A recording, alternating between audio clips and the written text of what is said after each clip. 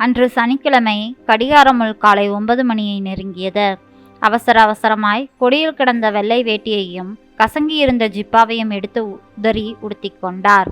ஒரு துணிப்பையில் ஓய்வூதிய அட்டையையும் வங்கி கணக்கு புத்தகத்தையும் எடுத்து வைத்தார் ராகவன். புறப்படுவதற்கு முன் வழக்கம் போல வீட்டின் கதவுகளையும் ஜன்னல்களையும் திறந்து வைத்து செருப்பை மாட்டியபடியே நகரத்தில் இருக்கும் வங்கிக்கு புறப்பட்டு விட்டார். பெரும்பாலான நகர பேருந்துகள் எல்லாம் காலியாகவே இயங்கிக் கொண்டிருந்தன. நிதானமாய் ஒரு பேருந்தில் ஏறியவர் ஜன்னலோர இருக்கையில் அமர்ந்தார். பேருந்தின் வேகத்தில் முகத்தில் அடித்த ஜில்லென காத்து அவர் கண்களை இதமாக மூட செய்தது. பணி ஓய்வு பெற்று ஒரு மாதத்தில் சொந்த வீட்டில் நடந்த சம்பவங்களை எல்லாம் அசை போட்டார் ராகவன். மழையில குழந்தைய பள்ளிக்கு அனுப்ப வேண்டாம்னு சொன்னேனே, கேட்கல. இப்ப பாரு, சளியும் தும்மலும். வயசானவன் என்னோட அனுபவத்துல சொல்றத எங்க கேட்குறீங்க நீங்கெல்லாம்?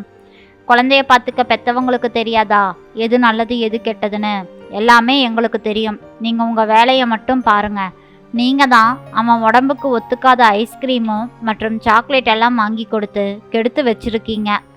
ஆமா, நீங்க நூடுல்ஸையும் பீஸாவையும் வாங்கி கொடுத்து கெடுக்கும்போது அது தெரியலையா?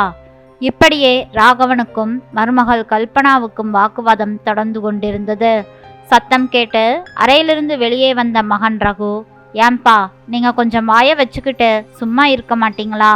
எல்லாத்துக்குமே பதிலுக்கு பதில் கொடுக்கணுமா என்றான் கோபமாக. அறைக்குள் சென்று கதவை தாளிட்டு அமைதியாக சிறிது நேரம் அழுது தீர்த்தார் ராகவன். இந்த வைத்தியம் அவர் மனைவி திலகா சொல்லி கொடுத்ததுதான். அன்று இரவு முழுவதும் உறக்கமின்றி புரண்டு புரண்டு படுத்ததால் உடல் வலி வந்ததுதான் அவருக்கு மிச்சம். தினமும் இது போன்ற சண்டை சச்சரவுகள் எல்லாம் தொடர்ந்து கொண்டுதான் இருந்தன. சில நாட்களுக்கு பின் வேலையிலிருந்து வீடு திரும்பிய கணவனிடம், என்னங்க, நான் சொல்கிறேன்னு தப்பாக எடுத்துக்காதீங்க. உங்கள் அப்பா செய்கிறது கொஞ்சம் கூட நல்லாவே இல்லை. நம்ம வேலைக்கு போன பின் தெருவில் சும்மா இருக்கிற வயசானவங்களை வீட்டுக்குள்ளே அழைச்சிட்டு வந்து அரட்டை அடிக்கிறாராம். சத்தம் 4 தெருவு வரைக்கும் கேட்குதாம். போதா குறைக்கு ஏதோ எல்லாத்தையும் சேர்த்து மூத்த குடிமக்கள் நலசங்கம்னு ஒன்று ஆரம்பிக்க வேற போகிறாராம். தெருவில் இருக்கிற என் தோழிங்க சொல்லி ரொம்ப வருத்தப்படுறாங்க. இவருக்கு ஏங்க இந்த வேண்டாத வேலை? அவரை கொஞ்சம் அடங்கி இருக்க சொல்லுங்க என்றாள் கல்பனா. நண்பர்களோடு நடைபயிற்சிக்கு சென்றிருந்த ராகவன் வீட்டுக்குள் நுழைந்தார். ஏன்பா நீங்க சும்மாவே இருக்க மாட்டீங்களா? உங்களால தினமும் ஏதாவது ஒரு பிரச்சனை வந்துட்டு இருக்குது. 3 வேளை சாப்பாடு கிடைக்குதுல்ல, வயசான காலத்துல போடுறத சாப்பிட்டு ஒரு மூளையில கிடக்கிறத விட்டுட்டு ஏன் இந்த வீண் வேலையெல்லாம் செஞ்சுக்கிட்டு இருக்கீங்க? ஓய்வு பெற்ற பின் உங்களால என்னோட நிம்மதியே போயிடுச்சு போங்க என கத்தினான் ரகு. சில நாட்களாகவே பெரும் கவலையிலும் குழப்பத்திலும் இருந்த ராகவன் அன்று நிதானமாய் யோசித்து ஒரு முடிவுக்கு வந்துவிட்டார். இதற்கு மேலும் இந்த வீட்டில் இருப்பது நல்லதல்ல. இன்று தீர்க்கமாக அன்றே வீட்டை விட்டு வெளியேறியவர்தான். இப்போது இருக்கும் வீட்டில் தனியாக குடியேறி 2 மாதங்கள் கடந்து விட்டது. பேருந்து ஓட்டுநர் திடீரென போட்ட பிரேக் உறக்கத்தில் இருந்தவர்களை உலுக்கி எழுப்பியது. கண் விழித்த ராகவன் தவறி கீழே விழுந்த கைப்பையை எடுக்க குனிந்தார். அவர் இறங்க வேண்டிய நிறுத்தம் வந்தது. பையை எடுத்துக்கொண்டு இறங்கிவிட்டார். வங்கியில் 60 வயதை கடந்த பலரும் இருக்கையில் வரிசையாக அமர்ந்திருந்தனர்.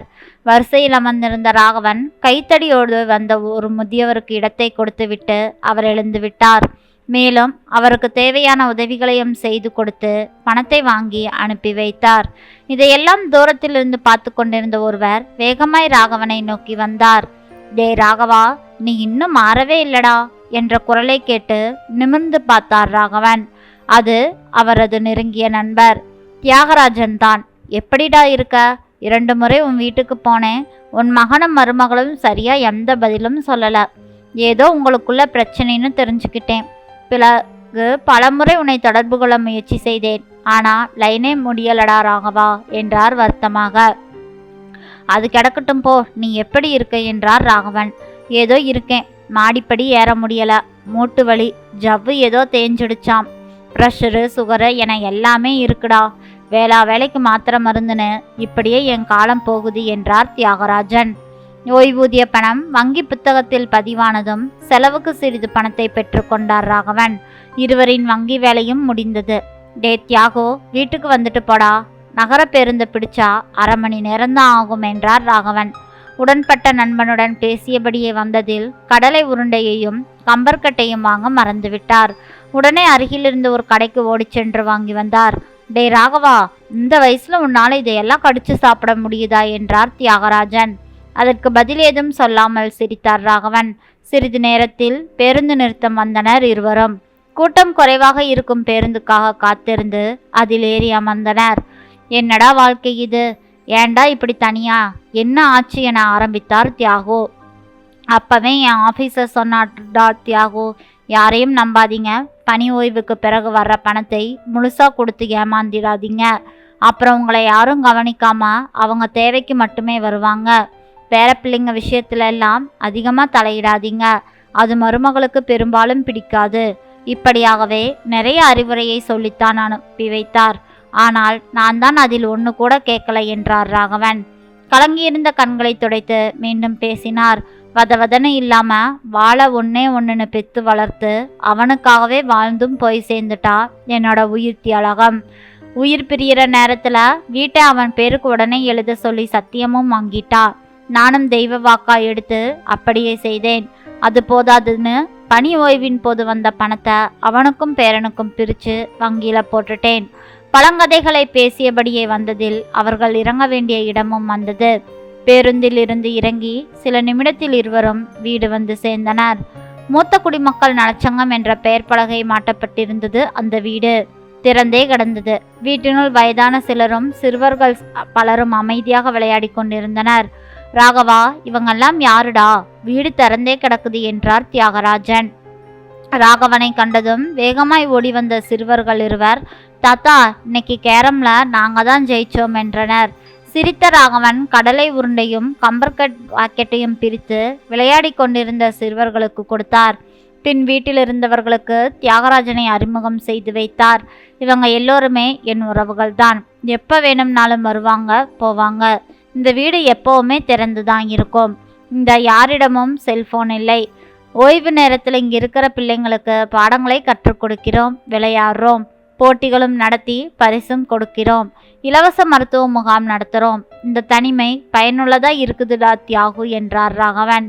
பெத்த பிள்ளைகளோட எதிர்காலத்துக்காக ஓடி ஓடி முழுக்க தெளிஞ்சு போயாச்சு. உழைத்த நாட்களை கழித்த எங்களை போன்றவர்களுக்கு இந்த இடம் ஒரு சரணாலயமாக இருக்கு. சந்தோஷமா இருக்கிறோம் இங்க. ப்ரெஷரும் இல்லை, சுகரும் இல்லை என்றார் அங்கிருந்த ஒரு பெரியவர். மொபைல் போனின் ஆதிக்கம் செலுத்துகிற இந்த காலகட்டத்தில் ஃபேஸ்புக், வாட்ஸ்அப் வாயிலாக கிடைக்கும் முகம் தெரியாத உறவுகளுக்கு தரும் முக்கியத்துவத்தை கூட வீட்டில் நம்மை சுற்றியுள்ள உண்மையான உறவுகளுக்கெல்லாம் இன்றைய இளம் தலைமுறை கொடுக்கறதில்லை. இதனால் பல உறவு முறைகளின் அருமை பெருமையெல்லாம் தெரியாமலேயே போய்விட்டது. இந்த வீட்டில் இருக்கிறதும் ஒன்றுதான், இல்லாததும் ஒன்றுதான். கண்கள் கலங்கிய நிலையில் பேசினார் மற்றொருவர். டே ராகவா, இப்போ இருக்கிற சட்டத்தில் பெத்தவங்களை கவனிக்காம தன்னந்தனியாக கைவிட்டுட்டா பிள்ளைங்களுக்கு 3 மாத சிறை தண்டனையும் 3000 ரூபாய் அபராதமும் உண்டு. நீ சரின்னு ஒரு வார்த்தையை மட்டும் சொல்லு, வழக்கு பதிவு பண்ணி தண்டனையை வாங்கி கொடுத்துடலாம் என்றார் தியாகு. அதெல்லாம் வேண்டாம்பா தியாகு, சூழல் சில விஷயங்களை தானாகவே சரி செய்துவிடும்.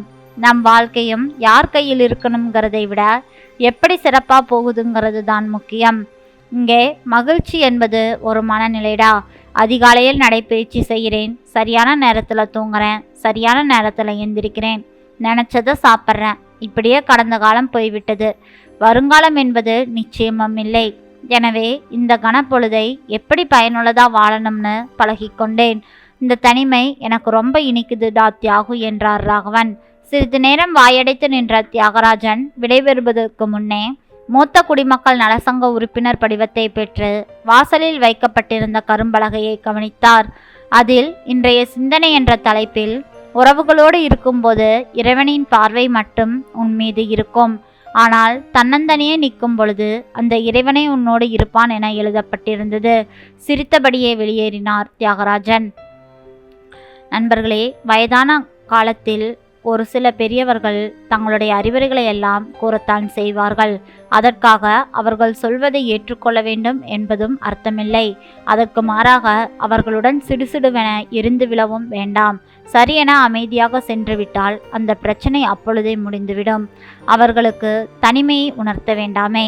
பலருக்கு அந்த தனிமை மிக கடினமானதாக இருக்கும். ஒரு சிலருக்கு மட்டும்தான் இனிக்க செய்யும். முடிந்தவரை பெரியவர்களை நம்முடன் வைத்துக் கொள்வோம். அதுதான் நமக்கும் நமது குழந்தைகளுக்கும் பாதுகாப்பாகும். நன்றி. இந்த கதை பிடிச்சிருந்ததுன்னா மறக்காமல் லைக் பண்ணுங்கள். நம்ம சேனலை சப்ஸ்கிரைப் பண்ணி உங்களோட ஆதரவு கொடுங்க. மீண்டும் நாளை வேறொரு கதையில் சந்திக்கலாம்.